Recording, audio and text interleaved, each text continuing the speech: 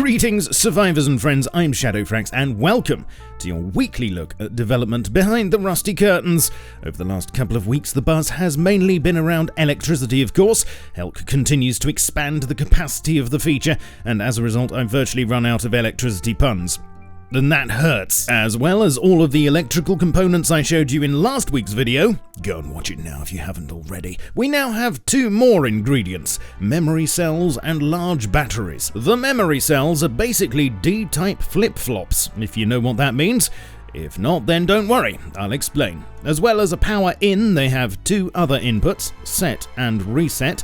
They also have an output and an inverted output. The cell can be set to either state depending on the input it last received, and will continue to provide power to the corresponding output. I'm sure some of you can see the possibilities of this sort of thing already, and I'm anticipating a computer in Rust at some point that will be able to run Rust better than the potato that it's running on. Talking of potatoes, the other new addition this week is a large battery, which is very similar in function to the small battery, just bigger. As per, you'll be able to hook these up to things like solar panels to store energy for those long dark nights or whatever else you get up to. Actually, when potatoes are finally added, maybe they'll be the super low-end power source of choice for fresh spawns.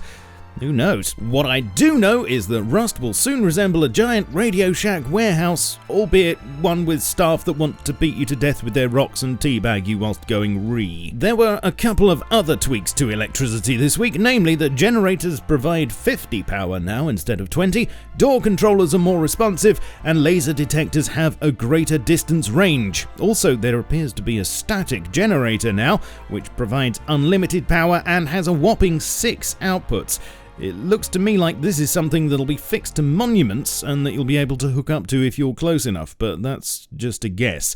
We'll have to wait and see on that one. All of this is on the staging branch only at the moment, and much more will be added to it and tweaked, I'm sure. Whether or not it'll be ready for prime time on the 6th of December, I don't know yet, but stay tuned to the channel here, and I'll keep you in the know. In other news, after elevators were switched over to use the new entity parenting system that I told you about last week, they now also have hurt triggers, which means that if you're stupid enough to stand under one when it descends, you'll be squashed to death.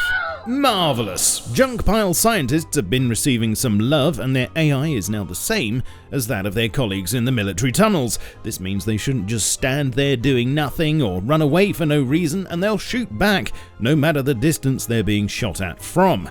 There are other improvements as well, but they're basically just not as retarded as they were. There's a side project going on at the moment to revamp lighting at the military tunnels. There's a lot of room for improvement, I'm sure you'll agree, and as you can see in these shots, the plan is to change things up quite a bit. The atmosphere will still be there, but the whole thing looks a lot more navigable. Not only will the quality of light change, but there'll be additional effects, such as sparking electrics, and something very, very sexy as far as the cloning vats are concerned.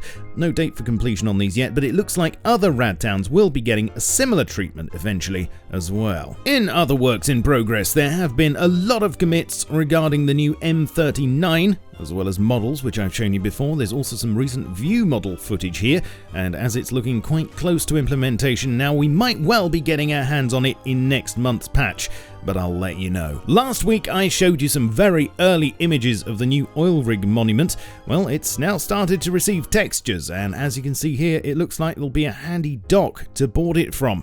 What exactly you'll find when you get there and who'll be waiting for you are bits of information that remain to be seen, but these will all be revealed in due time, I'm sure. Lastly, last week's charitable Rust event managed to raise at least $50,000, which was a great success all round, I'm sure you'll agree, and I'd like to say well done to everyone who worked their asses off to make it happen.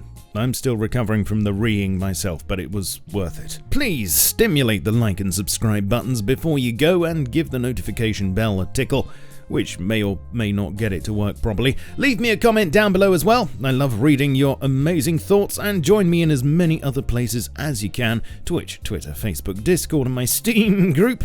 All the links are in the description. I shall of course catch you all soonly, but in the meantime, keep calm and stay rusty. Cheerio!